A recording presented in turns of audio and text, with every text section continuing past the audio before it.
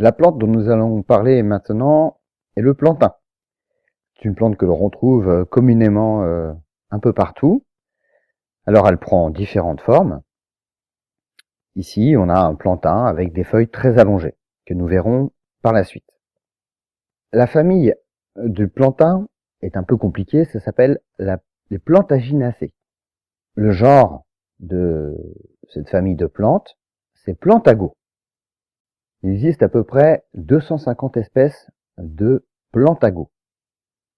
On va ici montrer 3 espèces. Le Plantago major, média et lanceolata.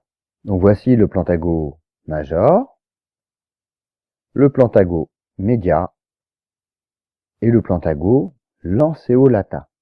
Alors observez bien ces 3 images. Le major, le média qui ressemble beaucoup au précédent, mais les fleurs sont un peu différentes.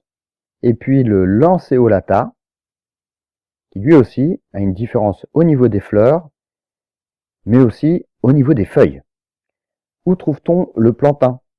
Alors les plantains, on en trouve sur les bords des chemins, on en trouve dans les prairies, on en trouve aussi dans les jardins, dans les allées de jardin.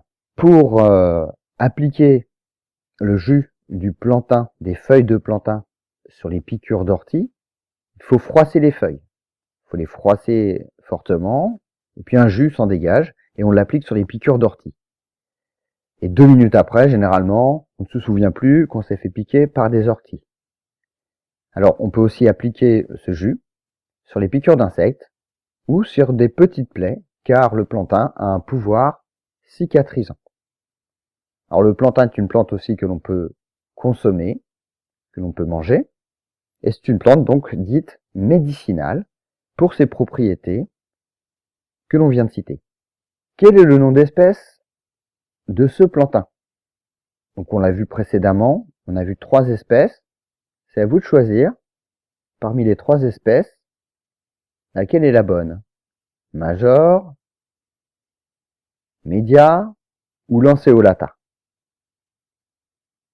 Comme je l'ai dit, ce plantain est une plante médicinale et comestible. Alors ce plantain-là en particulier, dont vous avez trouvé certainement le nom, est aussi appelé herbe à 5 coutures ou herbe à 5 côtes. Les tiges sont assez étroites et fibreuses, vraiment si vous froissez les feuilles du plantain, vous allez voir, elles sont très fibreuses. Elles sont ce qu'on appelle côtelées. D'où son nom, herbe à 5 coutures ou herbe à 5 côtes. Voilà pour la présentation succincte du plantain, mais c'est une plante très importante à connaître pour les raisons que j'ai citées et particulièrement pour les piqûres d'ortie. Bonne découverte et soignez-vous bien avec cette petite plante miracle.